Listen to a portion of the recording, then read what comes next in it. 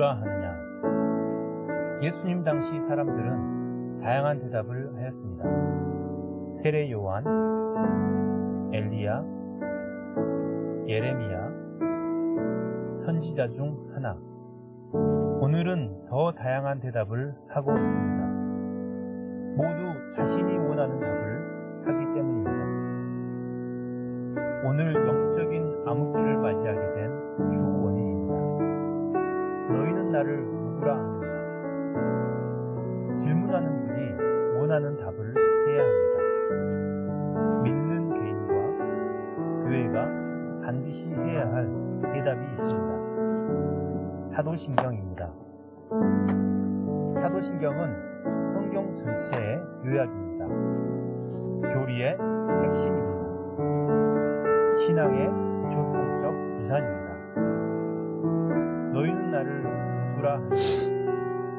이 물음에 답을 하기 위해 사도신경을 공부합니다.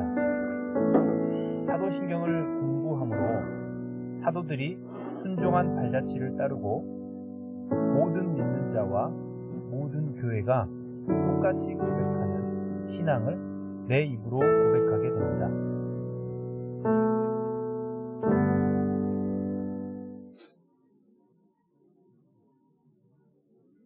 반갑습니다. 온라인 수요 성경 공부 시간입니다. 오늘은 제15강 성도가 서로 교통하는 것을 믿습니다 라고 하는 부분입니다. 성도가 서로 교통하는 것을 믿습니다. 이 말씀은 교제를 내용으로 합니다. 먼저 제14강 거룩한 공예를 믿습니다. 복습하겠습니다. 첫 번째는 교회는 무슨 뜻입니까? 교회라는 말은 무슨 뜻입니까? 라고 하는 거죠. 교회란 하나님의 일, 특히 복음을 위해 부름받은 사람들입니다. 교회는 믿는 사람들의 모임, 이렇게 생각하시면 되겠습니다.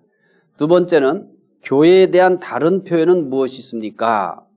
첫 번째, 교회란 무슨 뜻입니까? 라고 하는 것은 이 교회라는 단어, 이 어원적인 의미에서 뜻을 말씀한 거고, 두 번째, 교회에 대한 다른 표현은 무엇입니까? 성경에 나와 있는 교회에 대한 다른 설명들입니다. 네 가지를 소개하겠습니다. 첫 번째는 그리스도의 몸. 두 번째는 그리스도의 신부. 세 번째는 성령의 전. 네 번째, 진리의 기둥과 터. 이렇게 말씀을 드렸습니다. 교회에 대한 것 중에 잊지 말아야 될 것이 하나 있습니다. 교회는 인격체입니다. 하나님이 인격체이시듯이 교회도 인격체입니다. 교회가 가지고 있는 여러 기관이나 이런 것들은 인격체인 교회를 돕기 위한 기구, 도구다 생각하시면 되겠습니다. 교회의 속성 꼭 기억하셨으면 합니다. 교회의 속성 대표적으로 두 가지만 소개했었습니다. 첫 번째는 교회의 통일성입니다. 교회의 통일성은 내면적인 통일성 또는 내적인 통일성 이렇게 얘기해도 되고요. 그 다음에는 유형적 통일성, 외적인 통일성입니다. 교회는 통일성이 있다. 그래서 내적 또는 내면적 통일성이라는 것은 예수 그리스도의 신비적 몸으로 모든 성도들이 서로 지체가 되는 통일입니다. 이게 내면적인 통일성 또는 내적 통일성이다. 이렇게 얘기합니다. 두 번째는 유형적 통일성입니다. 외적 통일성이죠.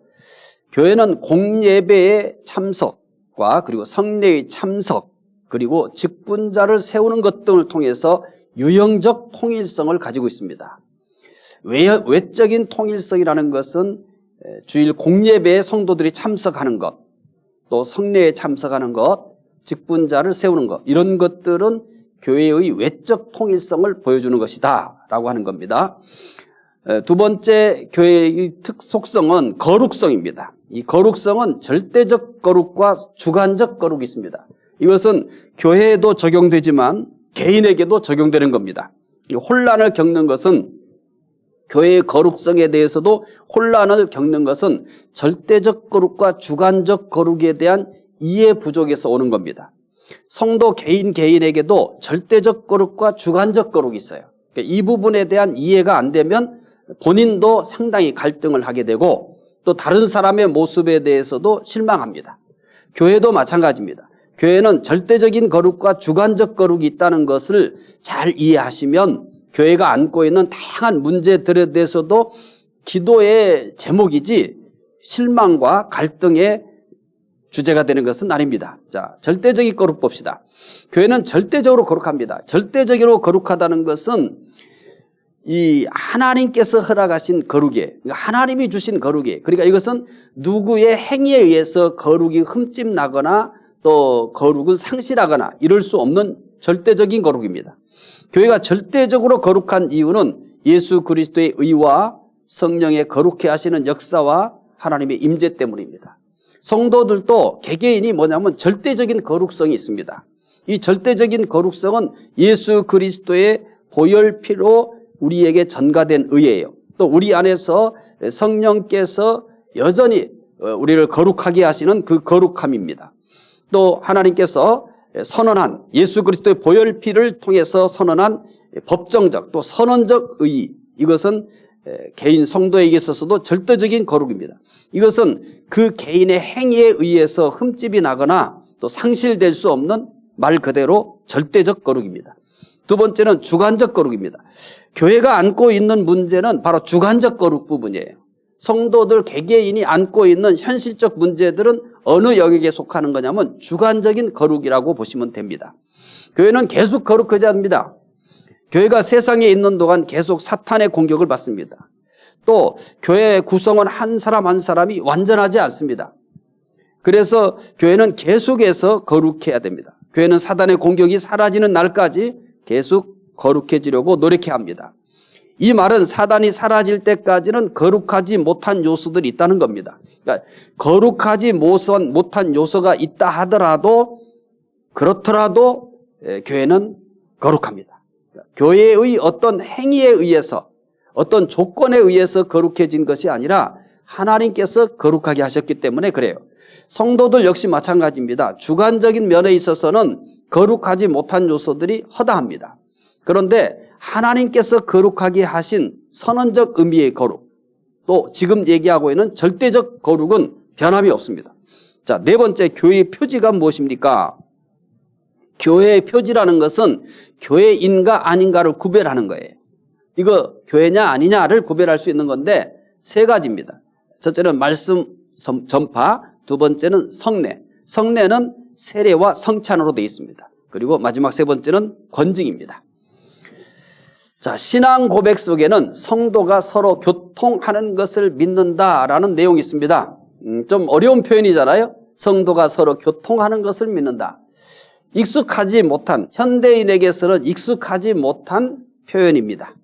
근데 이 교통이라는 말이, 교통이란 친교, 함께함, 연합체 등을 뜻합니다. 따라서 교통이란 성도와의 교제를 뜻한다. 이렇게 생각하시면 되겠습니다. 그래서 이 15강에서는 성도의 교제에 대해서 얘기하는데 우리의 신앙 고백에 성도가 서로 교통하는 것을 믿습니다. 이렇게 얘기해요. 그러니까 우리가 성도가 서로 교통하는 것을 믿습니다. 우리가 믿는다고 하는 것에는 거룩한 공예를 믿어요.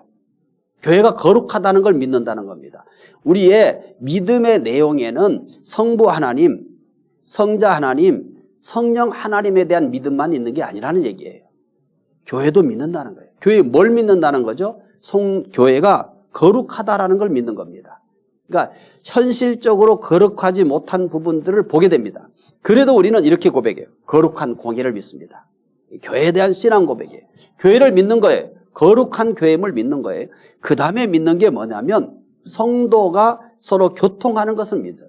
성도는 어떤 관계냐? 서로 교제하는 관계예요. 그래서 이걸 믿는다는 거예요. 그러니까 여러분, 우리가 이 사도신경을 통해서 뭘 배우게 되냐면 우리가 뭘 믿어야 될 것인가 라고 하는 겁니다. 그런데 믿음을 얘기하면 언제나 어디에 제한되어 있냐면 성부 하나님, 성자 하나님, 성령 하나님. 그래서 우리의 신앙이 성숙해지지 못하는 거예요. 그래서 우리의 신앙이 더 폭이 넓어지지 못하는 거예요. 신앙에 대한 경직성을 가지고 있는 거예요. 근데 우리가 늘 사도신경을 통해서 신앙 고백하는 것은 우리의 신앙이 우리가 믿어야 될 것이 이렇게 폭이 넓다는 거예요. 그래서 기독교인들은 그 누구보다도 유연한 사고를 가지고 살 수 있는 그런 모든 조건을 가지고 있어요. 근데 안타깝게도 너무 경직되어 있는 거죠. 그 이유는 우리가 믿어야 될 것을 제대로 모르는 거예요. 지금도 마찬가지예요. 여러분, 우리가 신앙생활하면서 성도의 교제를 믿는다고 생각해 봤습니까? 이걸 믿음의 대상이라고 생각해 보셨어요? 아니에요. 선택적 문제라고 생각하는 거예요. 그래서 예배당에는 나와요. 예배에는 나와요. 근데 교제는 안 해요. 그러면 이것은 우리 기독교 신앙에 있어 심각한 결함을 가지고 있는 겁니다. 근데 당연하다고 생각하는 겁니다. 내가 주일 예배 드리고 성경 읽고 기도하면은 내가 신앙이 문제가 없다고 생각하는 거예요. 절대 그렇지 않습니다. 우리가 사도신경 신앙 고백할 때 이거 하고 있잖아요. 성도와 교제하는 것을 믿는다고, 성도가 서로 교통하는 걸 믿는다고 내 입으로 고백하잖아요. 근데 왜 교제를 거부하는 거예요? 왜 교제를 가볍게 생각하는 거예요? 왜 교제를 선택적인 것이라고 생각하는 거예요? 그러면서 사도신경 고백할 때 또 이렇게 할 거 아니에요? 성도가 서로 교통하는 것을 믿는다고. 이거는 성도가 서로 교제하는 것을 믿는다는 겁니다. 이게 우리의 믿음의 내용 속에 들어있는 거예요. 그래서 우리가 믿어야 될 것이 뭔가라고 하는 것을 잘 이해하면 지금보다 우리의 신앙이 훨씬 더 성장할 수 있어요. 그리고 예수를 더 잘 믿을 수 있어요. 내가 먼저 멋진 크리스찬이 될 수 있고 교회가 멋진 교회가 될 수가 있는 겁니다. 내가 선택적으로 믿기 때문에 문제인 거예요. 내가 선택적으로 내가 믿고 싶은 것을 믿기 때문에 내 신앙이 정체되거나 퇴보하는 겁니다. 근데 성경에 가르친 대로 사도신경을 우리가 하는 대로 믿으면 개인이 신앙이 훨씬 더 성숙해져요. 교회가 훨씬 더 행복해져요. 자, 성도가 서로 교통하는 것을 믿는다라고 하는 것은 교제를 믿는다는 겁니다. 성도의 교제가 얼마나 중요하기에 이것을 여러분 신앙 고백에 포함했겠습니까? 이 사도행전이 시작하면서 제일 먼저 소개하는 것이 뭐냐면 성령 강림. 그러면서 이 예루살렘에 이 공동체가 만들어져요. 교회 공동체가 만들어지는데 그 교회 공동체를 소개하는데요. 날마다 모였다고 그래요. 날마다 모였다. 이게 초기 이제 예루살렘의 교회 공동체가 발생함으로써 그 초기의 교회 공동체의 그 본래의 모습이 뭐냐면 교회의 특징이 뭐냐면 교제입니다. 교제하는 거예요. 근데 갈수록 교회가 문제가 되는 게 뭐냐? 교제를 선택적인 것이라고 생각하는 거예요. 그러니까 초대교회와 같은 역사가 안 일어나는 겁니다. 그런데 초대교회가 왜 그렇게 적은 수로 시작했지만 그렇게 엄청난 성장을 가져왔느냐라고 하는 것에는 가장 핵심적인 요소 중에 하나가 뭐냐면 교제입니다. 성도의 교제를 믿은 겁니다. 자, 교제의 의미는 무엇입니까? 첫 번째 질문입니다. 교제의 의미는 무엇입니까? 교제는 헬라어로 코이노니아입니다. 코이노니아는 다양한 의미로 사용돼요. 그러니까 코이노니아가 다양한 의미로 사용되어지는데 5가지를 소개할 거예요. 그러니까 여러분이 알고 있는 코이노니아는 단순히 뭐냐면 교제 이렇게 얘기해요. 그보다 더 훨씬 많은 뜻을 가지고 있어요. 첫째, 코이노니아는 결혼을 의미합니다. 결혼을 의미하는 거예요. 결혼을 통해서 행복과 고통을 함께합니다. 자, 결혼. 그러면 뭐밖에 생각 안 해요? 행복밖에 생각 안 해요? 아닙니다, 여러분. 그래서 결혼은 행복과 고통을 함께하는 겁니다. 근데 모든 사람들이 뭐밖에 생각하지 않냐면 행복밖에 생각하지 않는 거예요. 그렇게 되면 힘들어지는 겁니다. 결혼이라고 하는 것은 행복과 고통을 함께 할 수 있는 관계입니다. 교제 뭐냐? 이 결혼을 의미하는 것처럼 똑같아요. 똑같아요. 행복과 고통을 함께 할 수 있는 겁니다. 근데 왜 교회 생활이 자꾸 힘들어지냐면 좋은 것만 찾기 때문에 그래요. 힘든 것은 자꾸 외면하기 때문에 그런 거예요. 그래서 교회 생활의 맛이 내가 느껴지지 못하는 거죠. 둘째는 사업상 이루어지는 동업관계입니다. 그랬을 때 코이노니아를 쓰는 거예요. 동업관계. 동업관계는 뭐냐? 이 얘기에 동업관계는 운명을 같이 한다는 얘기입니다. 요즘에 쉽게 배신하고 말이에요. 이러는 그런 그 동업관계가 아닙니다. 이 단어가 가지고 있는 동업관계라는 것은 운명을 같이 하는 겁니다. 운명을 같이 한다는 것은 뭐냐면 성공도 함께하고 또 실패도 함께하는 겁니다. 성공과 실패를 다 같이 할 수 있는 거, 이런 것을 가르쳐 코이노니아, 동업관계라고 하는 거예요. 이게 동업하면 우리는 좀 부정적 의미들이 많이 있어요. 왜냐하면 배신을 당하는 그런 사례들이 많이 있기 때문에. 그런데 여기서 말하는 동업관계라고 하는 것은 운명을 같이 하는 이 동업이에요. 그러니까 코이노니아는 어떻게 하는 거예요? 이런 겁니다. 그래서 초대교회에 나타난 이 코이노니아라는 것은 자기의 있는 것을 팔아서 필요한 사람들 다 넣어줬어요. 운명 공동체죠. 그래서 단순히 만나서 교제하고 차 마시고 이것도 좋아요. 여기서부터 시작되는 거니까. 그런데 이 정도가 아닙니다. 운명 공동체입니다. 그래서 이런 의미를 가지고 있다. 세 번째, 교육적인 의미로 동찬관계입니다. 동찬관계. 이 동찬관계는 뭐냐면 한 스승 아래서 배웠다는 의미예요. 한 스승 아래. 한 스승 안에서 같은 스승 아래서 배웠다는 거예요. 모두가 다 예수 그리스도의 제자인 거죠. 그래서 한 스승 아래서 배웠다, 이런 의미입니다. 그 다음에 넷째는 사회생활에서의 친교를 의미합니다. 사회생활에서 친교를 의미합니다. 그 다음에 다섯째는 이거 이제 얘기하려고 하는 거예요. 종교적인 코이노니아입니다. 그러니까 종교적인 코이노니아인데 이거 원래 있던 단어를 우리가 쓴 거예요.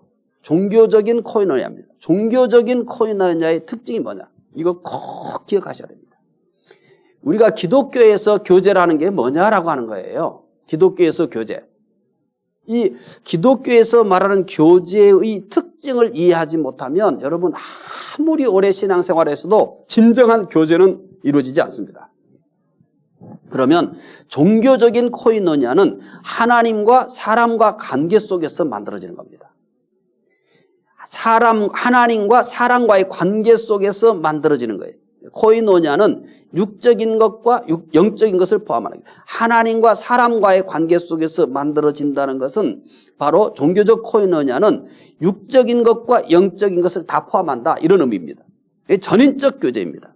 그리고 영원한 교제를 의미하는 겁니다. 그래서 우리가 교회 안에서 말하는 이 코이노니아는 하나님이 중심이 되는 겁니다. 그래서 하나님과의 관계가 만들어지면 당연히 그 하나님과 만들어진 관계는 당연히 사람과의 관계로 연결되게 돼 있습니다. 그럼 봐요. 하나님과의 관계가 건강한데 사람과의 관계는 안 가져요. 교제는 안 해요. 왜? 뭐 여러 가지 실망도 하고 또 사람들이 불편하게도 하니까. 근데 사람과의 관계는 행복도 있지만 언제나 불편함도 있어요. 혼자가 제일 편하죠. 근데 혼자이면 제일 편한데 그런데 행복하지는 않아요. 편한 건 사실인데. 그래서 함께 함으로써 행복은 배가 되는데 함께 하는 데는 반드시 뭐가 동반되는 거냐면 불편함이 동반되는 겁니다. 이거는 피할 수가 없는 겁니다. 그래서 하나님과의 관계는 사람과의 관계로 열매로 나타나는 거예요. 결과로 나타나는 거예요. 그러니까 하나님과의 관계가 이어졌다. 하나님과의 관계가 이어지면 이게 이어진 관계라고 한다면 반드시 이것은 사람과의 관계로 이어지는 것이 필수적인 겁니다. 그러니까 하나님과의 관계는 좋은데 사람과의 관계는 맺지 않는다라고 하는 것은 이렇게 얘기하면 돼요. 하나님과의 관계가 바르지 않다. 이렇게 생각하시면 돼요. 그러니까 사람과의 관계를 잘 못 맺는다. 뭐 성격적인 의미도 있겠는데 그러나 그 성격적 의미는 나타나는 현상 중에 하나일 뿐이에요. 근데 본질적으로는 사람을 좋아해요. 내가 사회성이 부족하기 때문에 사람과의 관계를 이렇게 편하게 잘 못 맺는 것은 있을 수 있어요. 저도 그런 사람 중에 하나니까. 특히 제가 그래요. 그런데 하나님과의 관계 때문에 이 사람들과의 관계도 맺어지게 되고 그리고 하나님과의 관계를 맺게 되면은 사람과의 관계가 자동적으로 연결되어지는데 사람과의 관계 속에서는 당연히 뭐가 수반되는 거냐면 불편함이 수반됩니다. 사람과 관계를 맺으면 나 스스로 있어도 내게 대해서 불편하잖아요. 그런데 나와 전혀 다른 사람과 관계를 맺으면 좋은 일만 있을 것이라고 생각한다면 아직도 인생을 모르는 거예요. 사람을 모르는 거예요. 사회를 모르는 거예요. 그러니까 나를 불편해하는 사람도 있어요. 내가 다른 사람을 불편해 하십니까? 나 저 사람 불편하다고? 뭔 소리 하는 거예요. 다른 사람이 당신도 불편해해요. 착각하면서 살면 안 되는 겁니다. 자꾸 이런 사람들을 만나. 나 저 사람 불편해 죽겠다고. 뭔 소리 하는 거예요. 당신을 보고 또 다른 사람이 뭐라고 했냐면 나 저 사람 정말 불편해. 이런 사람이 있어요. 이거는 피할 수가 없는 거예요. 그래서 내가 누군가를 불편해 하듯이 나를 누군가도 불편해해요. 사람의 관계는 이런 거예요. 그런데 이것을 어떻게 하는 거예요? 이기는 거예요. 뭐 때문에? 하나님과의 관계 때문에. 하나님과의 관계 때문에 사람과의 관계가 이어지는 거고 사람과의 관계를 갖고 살면은 누구든지 불편합니다. 자, 한 남자와 한 여자가 결혼했어요. 그러면 항상 편한 것만 있습니까? 그런 관계는 없습니다. 그런 부분은 없어요. 불편합니다. 불편한 거 있어요. 그런데 그 불편함을 뭐 하는 거예요? 부부라는 이 관계로 극복해 가는 거예요. 자, 자녀들과의 관계 항상 편합니까? 어렸을 때는 이 아이를 돌봐야 되기 때문에 불편한 거 많아요. 그러면 크면은요. 아이고, 크면은요. 하고 싶은 말도 제대로 못 해요. 참아요. 또 크면 큰 대로 불편한 거예요. 그래서 사람과 관계를 맺는 것은 불편함은 피할 수가 없다. 그거는 사람과의 관계를 맺기 위해서는 그 과정 중에 사람과의 관계를 맺는 과정 중에 불편함은 당연히 따라오는 거다. 이렇게 생각하시면 되겠습니다. 자, 교제의 원인이 뭡니까? 교제의 원인이 뭡니까? 결혼, 동업, 교육, 사회적인 것 등이 원인이 되는 교제는 그 원인이 사라질 수 있습니다. 그렇죠? 그냥 단순히 결혼, 동업, 교육, 사회적인 것, 그러니까 사회적인 것이 원인이 되는 교제는 그 교제의 원인이 사라질 수가 있어요. 그래서 그 원인이 사라지면 교제도 사라집니다. 그러나 사도신경에서 말하는 교제의 원인은 이 세상이나 사람이 있지 않아요. 누구에게 있습니까? 하나님께 있어요. 하나님께 있어요. 그래서 사라지지 않는 영원한 관계인 겁니다.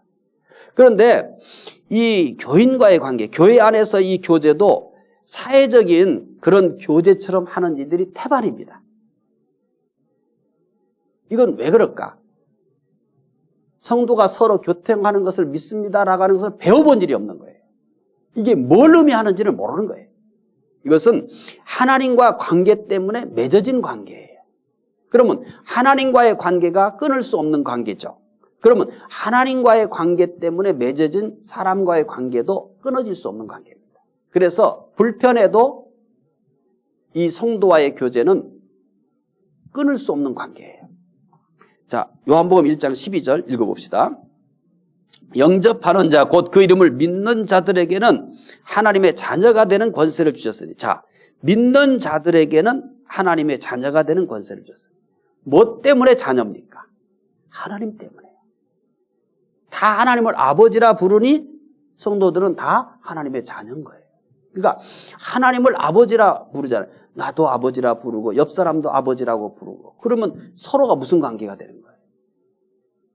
서로가 형제가 되고 자매가 되는 거예요. 그래서 아까 이런 얘기를 했어요.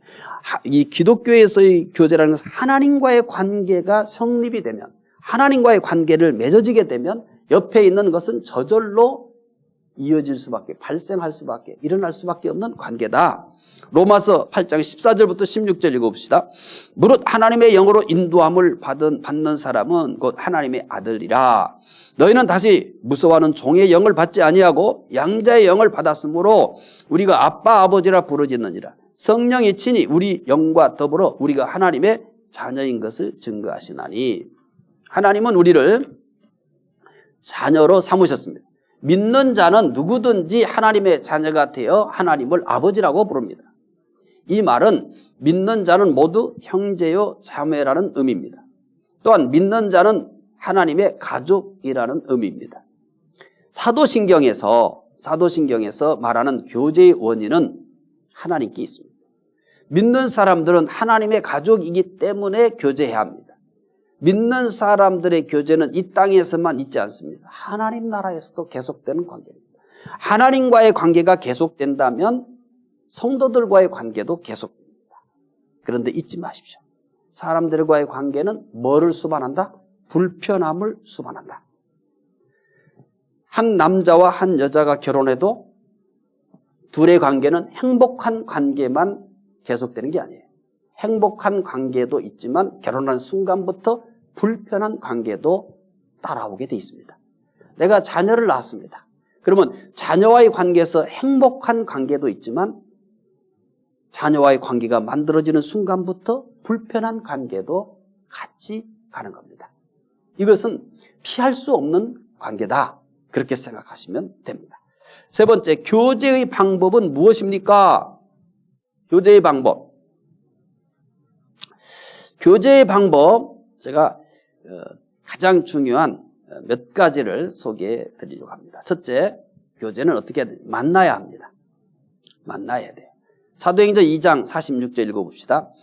날마다 마음을 같이하여 성전에 모이기를 힘쓰고 집에서 떡을 떼며 기쁨과 순전한 마음으로 음식을 먹고 교제의 출발은 만남입니다. 만남이 없으면 교제가 이루어지지 않습니다. 만나야 교제가 이루어집니다. 초대교회 어떻게 만났다고 합니까? 놀랍게도 날마다 만났습니다. 그들은 만날수록 좋았습니다. 그들은 프로그램에 의해서 만난 게 아닙니다. 뭐에 의해서 만난 게 아니라고요? 프로그램에 의해서 만난 게 아닙니다. 의무에 의해서 만난 것도 아닙니다. 서로가 좋아서 날마다 만났습니다. 요즘 성도들의 만남은 다분히 프로그램에 의한 만남과 의무에 의한 만남이라는 느낌을 듣습니다. 제가 목회하면서 가장 가슴 아프게 생각하는 것들이 여러 있는데 그 중에 이거예요. 프로그램에 의한 만남이에요. 셀 모임, 프로그램에 의한 만남인 것 같아요. 이 프로그램이 있는 것은 만남의 계기를 만들어준 거예요. 교제의 동기를 만들어준 거예요. 프로그램은 어느 순간부터 프로그램을 뛰어넘어야 돼요. 부득이해서 이 모임을 만들어주기 위해서, 만남을 만들어주기 위해서 프로그램이 있어요. 남녀가 만나게 하기 위해서 프로그램이 있잖아요. 근데 계속 프로그램으로 만납니까? 아니잖아요. 어느 날 연인 관계가 되고 어느 날 부부가 돼요. 그러면 연인이 되고 그 다음에 부부가 됐을 때는 프로그램을 만납니까? 그 얘기입니다. 자, 남녀를 서로 연결해주는 프로그램이 있어요. 그것은 뭐 하기 위한 도구일 뿐이에요? 만남을 주선하기 위한 거예요. 그런데 둘이 서로 마음에 맞아서 만나요. 그 순간부터는 뭐가 아닙니까? 프로그램이 아닙니다. 프로그램이 필요 없습니다. 자, 부부가 되었어요. 부부가 프로그램으로 만납니까? 아니, 셀이 그런 거예요.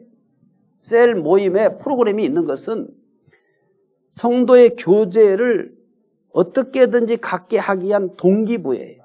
도구예요. 그러면 셀을 어느 정도 하게 되면 그 다음부터는 이제 프로그램이 아니어야 되는 거예요. 그래서 제일 좀 섭섭한 것 중에 하나가 뭐냐면 언제 방학해요? 이 질문입니다. 언제 계약해요? 이 질문을 안 해요. 언제 방학해요? 셀면 빨리 쉬고 싶다 이거죠. 그건 프로그램을 하기 때문에 그래요. 제가 우리 중부교회 목회 은퇴하기 전에 셀 모임이 프로그램이 아니었으면 합니다. 포터블류 프로그램이 아니었으면 합니다. 이거 프로그램이 아니에요. 프로그램을 만들어진 이유는 남녀가 서로 연결해주기 위해서 선을 보는 프로그램이 있어요. 근데 둘이 서로가 맞는 순간부터는 이 프로그램은 의미가 없습니다. 자, 결혼하게 되면 프로그램이 필요 없어요. 셀도 그래야 되는 겁니다. 자, 필수적으로 예를 들어서 셀 모임 한 주에 한 번 해야 됩니다. 근데 언제까지 이렇게 해야 됩니까? 이건 프로그램인 겁니다. 셀 모임과 상관없는 겁니다. 어느 날부터 우리 셀원들, 야, 오늘 비도 오고 그러는데 우리 집으로 모여라. 우리 부침개 해먹자. 자, 오늘 좀 그런데 우리 함께 어디 카페에서 만나서 차 한잔하자. 자, 요즘 내가 조금 힘든데 교회 모여서 좀 기도해 주십시오. 그럼 교회 모일 수도 있고 뭐 개인의 집에서도 모일 수 있겠죠. 그래서 기도 모임을 하는 거예요. 야, 참 내가 지금 찬양을 하고 싶다. 우리 찬양하고 싶은 사람 같이 모여서 찬양하자. 이런 교회를 가야 되는 겁니다. 이런 교회로 가야 돼요. 그래서 교회는 빨리 프로그램을 벗어나야 되는 거예요. 주일 예배가 프로그램화 됐죠. 그런데 이 프로그램을 뛰어넘어야 진짜 주일 예배인 겁니다. 다른 것도 마찬가지예요. 교회 모든 행사가 프로그램으로 진행하는 것, 프로그램으로 끝나서 시작해서 프로그램으로 끝나요. 그러면 그 교회에 별로 희망이 없습니다. 어느 순간부터는 프로그램이 아니어야 되는 거예요. 프로그램은 최소한의 모임을 하기 위한 장치예요. 도구예요. 그런데 이 프로그램이 답이라고 생각하는 거예요. 그래서 늘 프로그램을 해야 돼요. 프로그램. 그래서 슬픈 일이에요. 교회가 뭔지에 대한 이해가 안 되기 때문에 프로그램화 되어 있어요. 프로그램으로 시작해서 프로그램으로 끝나는 거예요. 그러면 절대 성경에서 말하는 이 성도의 서로 교통하는 것을 믿습니다라는 이 신앙 고백을 내 생애 동안은 경험하지 못해요. 이게 얼마나 소중한가를, 이게 얼마나 감격스러운가를 절대 경험하지 못합니다.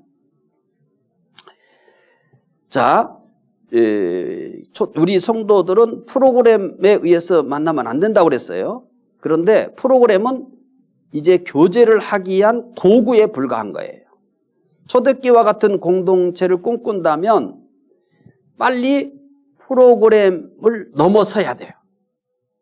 프로그램을 넘어서야 돼요. 이것은 프로그램을 넘어서지 못한 거예요. 언제 방학해요? 이건 프로그램을 넘어선 게 아니에요.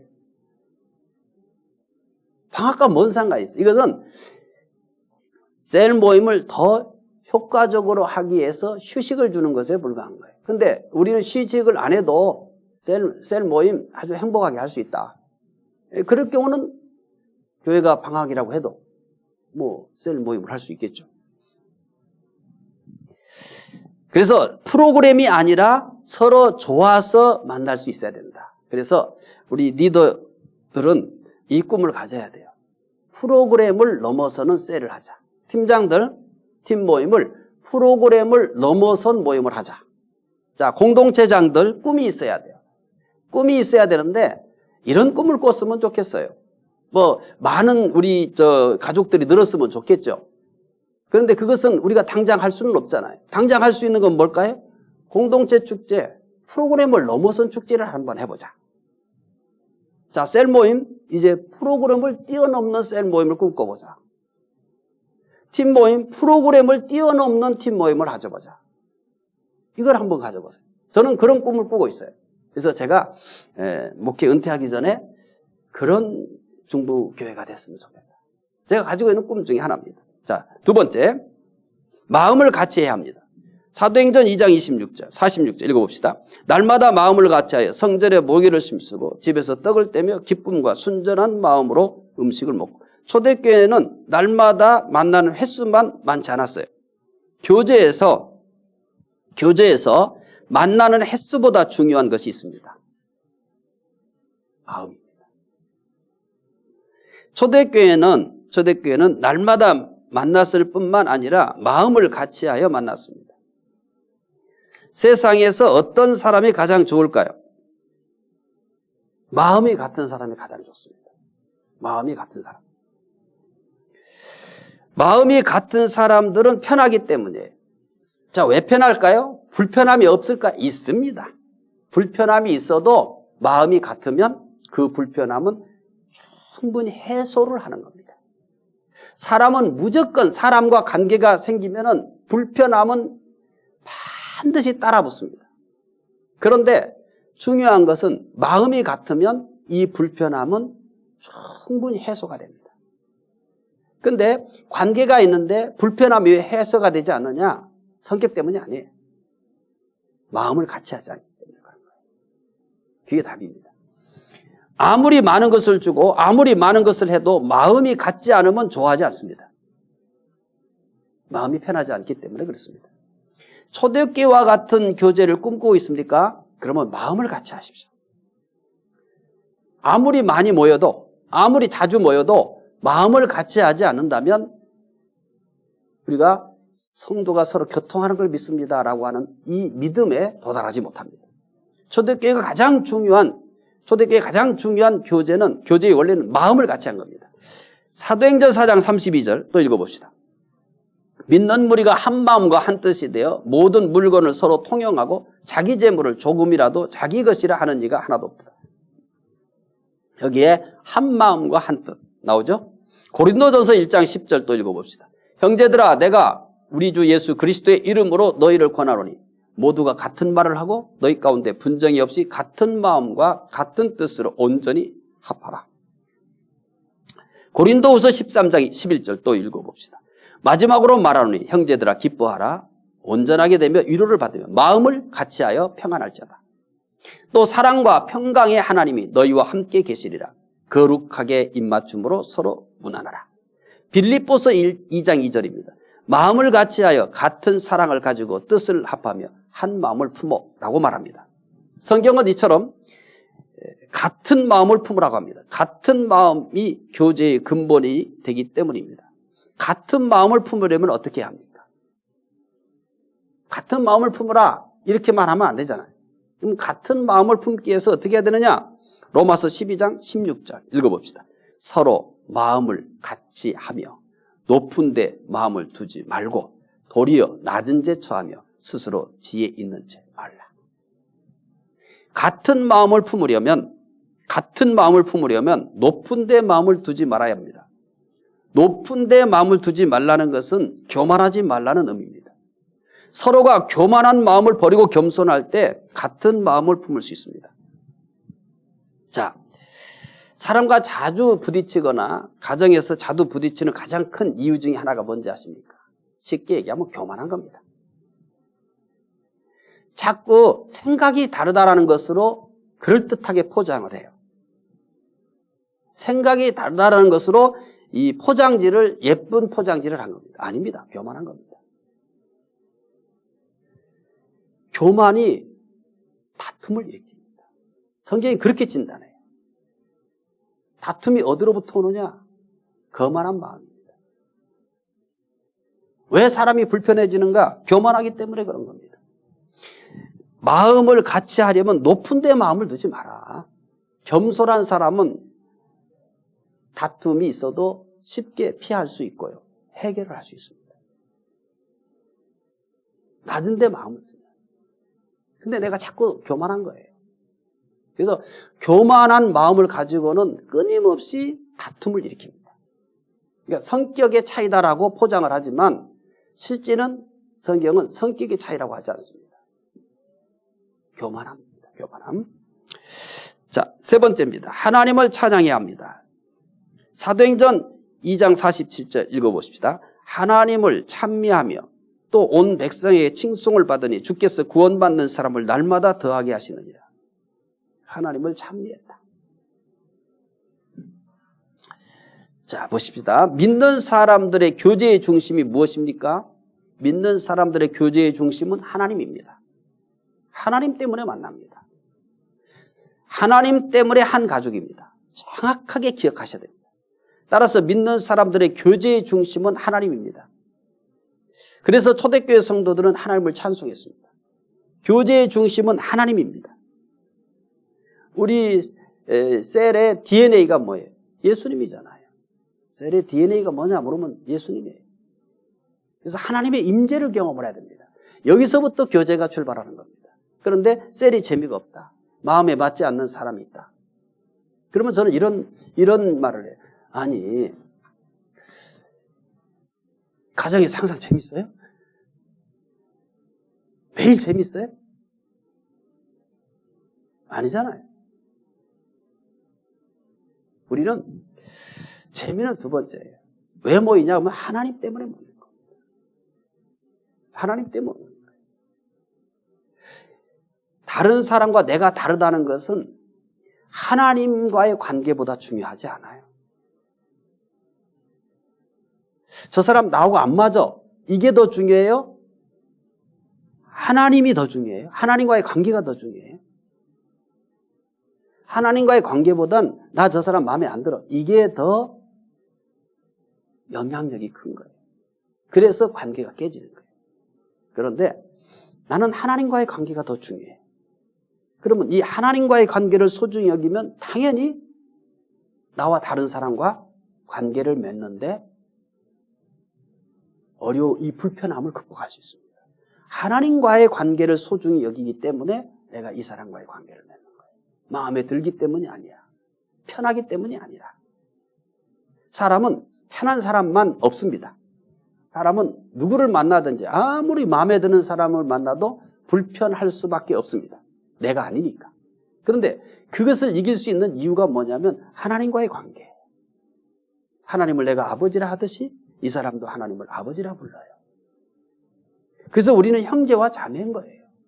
이 관계 속에서 지속적으로 교제를 하게 되는 거고 또 불편함을 이길 수 있는 동력이 되는 거예요. 불편함, 사람과의 관계, 성도들과의 친교 속에 당연히 불편함이 있습니다. 그러면 어떻게 불편함을 이길 것인가라고 하는 것에는 하나님과의 관계 때문에 내가 성품이 좋기 때문도 아니고 이 사람이 괜찮은 사람이 때문도 아니에요. 하나님과의 관계입니다. 그래서 성도들의 교제는 영원한 것이 하나님 때문이에요. 초대교회 성도들 모일 때마다 하나님께서 하신 일을 말하며 하나님을 찬송했습니다. 하나님이 중심이 되는 교제는 매일 모여도 새롭습니다. 매일 모여도 은혜가 됩니다. 그래서 초대교회는 날마다 모이는 것이 가능했습니다. 그런데 모일 때마다 서로가 자기 자랑만 하면 어떻게 되겠습니까? 금방 실망합니다. 모임이 더 이상 계속되지 못합니다. 초대교회와 같은 교제를 원합니까? 모일 때마다 하나님이 하신 일을 말하며 하나님을 찬송해야 됩니다. 세상에서 가장 아름다운 교제가 될 겁니다. 네 번째, 서로의 필요를 채워줘야 합니다. 사도행전 2장 44절부터 45절까지 읽어봅시다.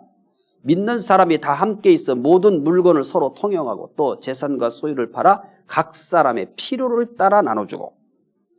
사도행전 4장 32절 35절 읽어봅시다. 믿는 무리가 한 마음과 한 뜻이 되어 모든 물건을 서로 통용하고 자기 재물을 조금이라도 자기 것이라 하는 이가 하나도 없더라. 사도들이 큰 권능으로 주 예수의 부활을 증언하니 무리가 큰 은혜를 받아 그 중에 가난한 사람이 없으니 이는 밭과 집 있는 자는 팔아 그 판 것의 값을 가져다가 사도들의 발 앞에 두매 저희가 각 사람의 필요를 따라 나눠줌이라. 로마서 12장 13절입니다.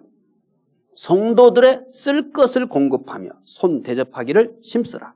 성경입니까? 성경 아닙니까? 성경이잖아요. 자, 종교적인 영역만 성경은 가르치지 않아요. 대인관계를 가르칩니다. 굉장히 중요해요. 그래서 이 25장에서는 이러잖아요. 양과 염소로 구분하고서 내가 이 굶주릴 때 먹을 걸 줬다고 그러잖아요. 내가 헐벗을 때 입을 걸 줬다고 그러잖아요. 내가 감옥에 있을 때 와서 돌아봤다고 그러잖아요. 언제 그랬습니까? 라고 하니까 이웃에게 한 것이 내게 한 것이야. 예수님에게 한다는 게 뭘까요? 예수님 하늘에 계십니다. 예수님 부족한 게 있습니까? 한번 생각해 보세요. 신앙이란 도대체 뭐냐? 헌신이란 도대체 뭐냐? 이 생각을 하셔야 됩니다. 생각해 보세요. 예수님 부족한 거 없어요. 내가 뭘 해야 예수님이 부족한 것이 채워지지 않아요. 예수님은 채워져야 될 게 없어요. 완전하신 분이에요. 내가 헌신한다는 게 누구에게 대한 헌신이에요? 예수님께 대한 헌신이에요. 그런데 예수님에게 하는 거예요. 왜? 교회에 하는 것이 예수님에게 하는 거니까 그런 거예요. 자, 헌금 하나님이 가져갑니까? 아니에요. 대부분 교회가 써요. 교회는 그리스도의 몸이에요. 교회에 하는 것이 우리 주님께 하는 거예요. 교회를 섬기는 것이 주님을 섬기는 거예요. 왜 주님을 섬기는 것과 교회를 섬기는 것, 이거를 구분하는 거예요. 주님 한번 섬겨보세요. 주님 한번 웃게 해보세요. 어떻게 할 거예요? 어떻게 하는 것이 주님을 기쁘게 하는 거예요? 내가 주님을 기쁘게 했다고 하는 것을 뭘 통해서 느끼세요? 내가 뭘 했더니 주님이 웃으시던가요? 주님을 섬기는 이 땅에서 주님을 섬기는 가장 구체적인 방법은 그의 몸인 교회를 섬기는 겁니다. 주님을 기쁘게 하는 것은 그의 몸된 교회를 기쁘게 하는 겁니다. 이거보다 더 구체적으로 주님을 잘 섬기는 방법이 없습니다. 예수 그리스도께서 교회는 내 몸이다. 예수 그리스도는 이 교회의 머리다라고 했습니다. 생명적 관계입니다. 그래서 이 땅에서 예수님을 가장 잘 섬기는 것은 뭐냐면 교회를 잘 섬기는 겁니다. 그래서 누군가가 교회를 막대하고 우습게 생각하는 사람은 그 사람은 믿음 없다고 보시면 됩니다. 신앙 잘못된 겁니다. 그래서 교회는 내 생명보다 소중해요. 저는 제 몸은 돌보지 않을지라도 교회는 돌봅니다. 이유가 하나예요.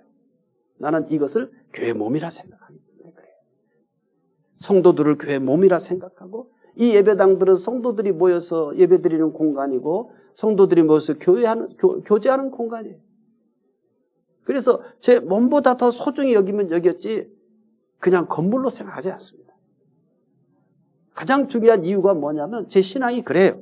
예수님을 잘 섬긴다는 게 뭘까? 그분은 내가 잘 섬겨야 될, 내가 잘 섬긴다고 해서 그분이 더 좋아지거나 내가 안 섬긴다고 해서 나빠지지 않아요.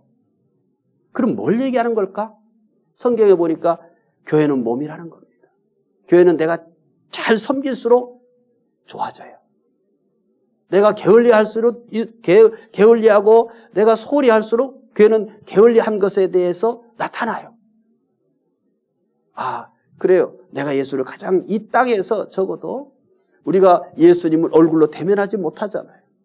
예수님 몸을 만질 수가 없잖아요. 그 예수님에게 내가 어떻게 예수님을 섬겨요? 저는 우리 성도들에게 만나면 꼭 누군가에게 물어보고 싶어요. 예수님 섬기세요? 예. 그럼 여기 예수님 섬기는 거 한번 얘기해 봐요. 어떻게, 뭘 가지고 예수님을 섬기고 계세요? 이게 물어보고 싶어요. 목사인 저에게 예수님 어떻게 섬기세요? 라고 물어보면 나는 이렇게 예수님을 섬기고 있습니다. 라고 구체적으로 말할 수 있어요. 절대 머뭇거리지 않고 나는 이렇게 예수님을 섬기고 있습니다. 예수님의 몸을 이렇게 어루만지고 있습니다. 이렇게 얘기하는 거예요. 그래서 재미가 있어요. 피곤하지만, 힘들지만 행복해요. 왜? 이걸 단순히 나는 교회라고 하는 기관으로 보지 않기 때문에, 그냥 성도들이라고만 보지 않기 때문에, 예수님의 몸으로 생각하기 때문에, 예수님의 몸을 잘 관리하고 잘 돌보는 것이 예수님을 가장 잘 섬기는 거예요. 단순히 기도하는 것, 찬송하는 것 이렇게만 생각하지 말아요. 내가 지금 가시적으로 예수님을 섬기고 있는 행위가 뭐냐 이거예요. 교제도 마찬가지. 내가 왜 교제를 잘해야 돼? 나를 위해서 그러는 게 아니에요. 하나님의 자녀들이에요. 그러니까 내가 교제를 잘해서 나는 재미없지만 나는 시간적으로 쫓기지만 내가 이 친구들을 만나서 필요를 채워주는 거예요. 그럼 이들이 행복해요. 이들이 웃어요. 오늘 모임에 참 당신이 이렇게 해줘가지고 행복하다고. 이 말 한마디 해줘서 난 행복하다. 그 누구의 고백이에요? 그 사람이 고백하지만 예수님이 나에게 해주시는 말씀이에요. 자, 예배 끝나고 이런 얘기가 들려요. 참 오늘 말씀에 은혜 받았다. 그럼 저는 그 얘기를 뭐로 들을까요? 예수님이 정훈아 너 오늘 설교 내 마음에 맞기도 했다. 정훈아 너 오늘 설교 내 마음에 맞게 했다. 잘했다. 주님의 칭찬으로 보는 거죠. 왜 그럴까요? 그들은 그리스도의 몸인 겁니다. 이 이해가 너무 안 돼 있으니까 너무 가슴 아픈 거예요. 이게 오늘 한국교회 수준인 겁니다. 자, 초대교회 교제는 형식적이질 않았어요. 그들은 만나서 마음을 같이 하고 하나님을 찬송하는 게 다가 아니에요. 이것이 삶으로 연결돼서 어떻게 해요? 서로의 필요를 채워주는 거예요. 자기 것을 희생하면서까지 이웃의 필요를 채워줬어요. 친척 사이에서도 발견하기 어려운 모습이에요. 왜 그럴까요? 그게 예수님을 섬기는 방식이니까. 자, 초대교회 성도들 예수님 승천한 줄 알아요. 뭐가 예수님을 섬기는 걸까요? 그들은 알았던 거예요. 그래서 자기 것들을 정리하고 그것을 성도들에게 나눠준 거예요. 그게 뭐니까? 그게 예수님 섬기는 거예요. 그냥 찬송하고 기도하고 그렇게 하는 것만이 아니에요. 아픈 사람을 어루만져주고 기도해주고 그게 예수님 섬기는 거예요. 그걸 그냥 사람에게라고 생각하시면 너무 기독교를 아직도 모르는 거예요. 예수님을 너무 모르는 거예요. 누군가에게 문자 하나 보냈어요. 그랬더니 참 고맙다고 그래요. 뒷날 셀 모임에서 나눈 얘기를 들어보니까 그 문자 하나가 나에게 오늘 하루 기분 되게 좋겠다. 그 예수님이 말씀하시는 거예요. 얘야, 오늘 내 자녀를 네가 잘 섬겼어. 너 잘했어. 그 사람 입을 통해서 나에게 그렇게 말씀하시는 거예요. 왜 그렇게 들을 수 있는 기가 없는지 안타까워요. 자, 오늘 셀 모임 참 좋았어요. 셀원들이 그렇게 얘기해요. 그럼 셀원들의 얘기로만 듣지 말아요. 주님이 야, 너 오늘 나를 참 행복하게 만들었어. 그들은 내 몸이니까. 그렇게 들을 수 있었으면 합니다. 초대교회 성도들에게 중요한 것은 물질이 아니었습니다. 그들은 이미 물질 이상의 것을 보았습니다. 그래서 자신들의 물질을 아낌없이 희생하여 이웃의 필요를 채워줬습니다. 이런 교제가 어찌 세상을 변화시키지 않겠습니까? 이런 그들의 교제는 당시 세상을 뒤집어 놨습니다. 로마서 12장 15절 함께 읽읍시다. 즐거워하는 자들로 함께 즐거워하고 우는 자들과 함께 울라. 초대교회의 교제는 마음과 물질만이 아니라 모든 것을 함께하는 것이었습니다. 기쁨을 함께했습니다. 슬픔도 함께했습니다. 그들은 모든 것을 함께하는 교제였습니다. 지금 하십시오. 로버트 헨리의 글을 제가 읽어드리겠습니다. 지금 하십시오. 할 일이 생각나거든 지금 하십시오. 오늘 하늘은 맑지만 내일은 구름이 보일지 모릅니다. 어제는 이미 당신의 것이 아니니 지금 하십시오. 진실한 말 한마디 생각나거든 지금 하십시오. 내일은 당신의 것이 안 될지도 모릅니다. 사랑하는 사람은 언제나 곁에 있지는 않습니다. 사랑의 말이 있거든 지금 하십시오. 미소를 짓고 싶거든 지금 웃어주십시오. 당신의 친구가 떠나기 전에 장미는 피고 가슴이 설렐 때 지금 당신의 미소를 주십시오. 불러야 할 노래가 있다면 지금 부르십시오. 당신의 해가 저물면 노래 부르기 전에는 너무나 늦습니다. 당신의 노래를 지금 부르십시오. 자, 이제 15강 성도가 서로 교제하는 거 믿습니다 라는 것 복습을 할 겁니다. 성도와의 교제, 첫째 의미는 무엇입니까? 코인연이라는 다양한 의미가 사용되었습니다. 5가지 소개했어요. 첫째는 결혼을 의미합니다. 둘째는 사업상 이루어지는 동업관계를 의미합니다. 셋째는 교육적인 의미로 동창관계를 의미합니다. 넷째는 사회생활에서 친교를 의미합니다. 다섯째는 종교적인 코인연이합니다. 두 번째, 교제의 원인이 무엇입니까? 사도신경에서 말하는 교제의 원인은 하나님께 있습니다. 믿는 사람들은 하나님의 가족이기 때문에 교제해야 합니다. 믿는 사람들의 교제는 이 땅에서만 있는 것이 아닙니다. 하늘나라에서도 계속됩니다. 교제의 원인, 하나님입니다. 이 사람 편하냐 안 편하냐, 이 사람 마음에 드냐 안 드냐, 이게 교제의 원인이 아니에요. 우리는 그런 교제의 기준을 가지고 있지 않습니다. 하나님과의 관계 때문에 우리는 사람과의 교제를 하는 겁니다. 그리고 사람과의 교제는 당연히 불편함이 동반됩니다.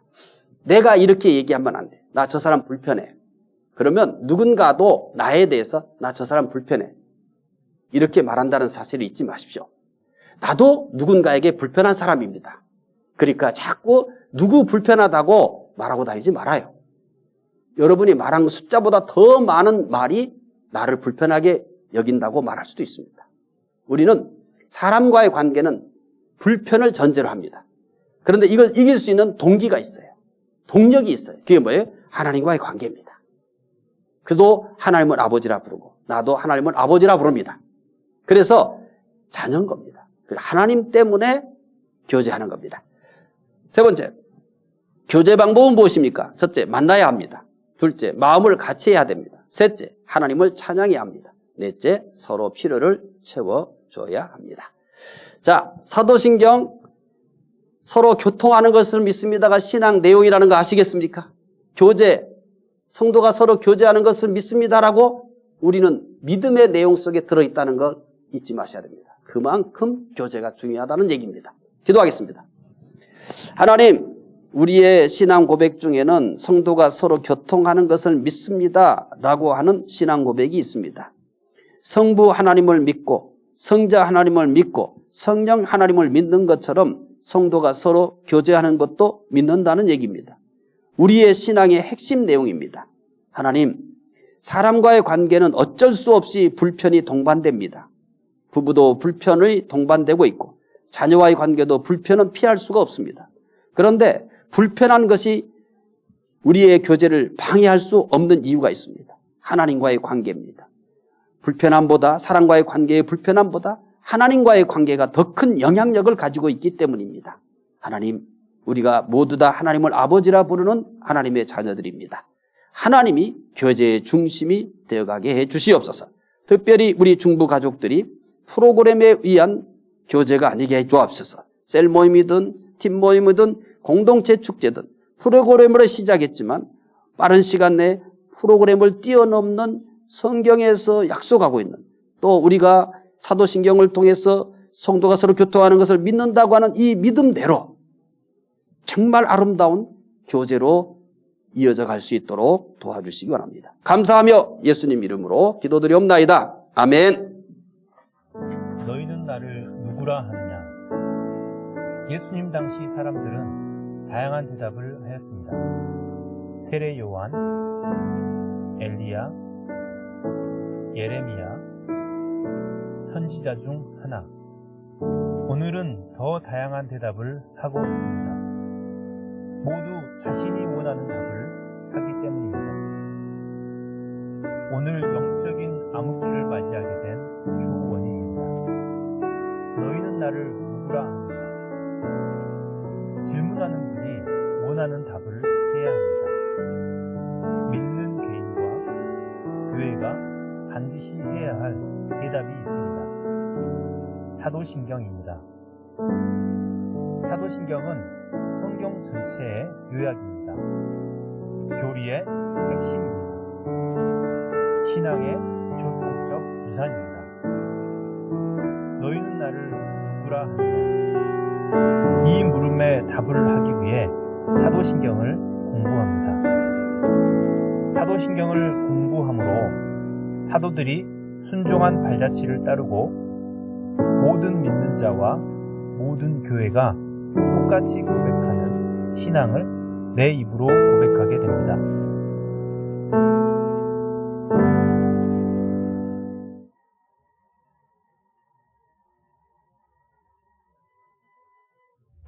너희는 나를 누구라 하느냐? 예수님 당시 사람들은 다양한 대답을 하였습니다. 세례 요한, 엘리야, 예레미야, 선지자 중 하나. 오늘은 더 다양한 대답을 하고 있습니다. 모두 자신이 원하는 답을 하기 때문입니다. 오늘 영적인 암흑기를 맞이하게 된 주 원인입니다. 너희는 나를 누구라 하느냐? 질문하는 분이 원하는 답을 해야 합니다. 믿는 개인과 교회가 반드시 해야 할 대답이 있습니다. 사도신경입니다. 사도신경은 성경 전체의 요약입니다. 교리의 핵심입니다. 신앙의 전통적 유산입니다. 너희는 나를 누구라 하느냐? 이 물음에 답을 하기 위해 사도신경을 공부합니다.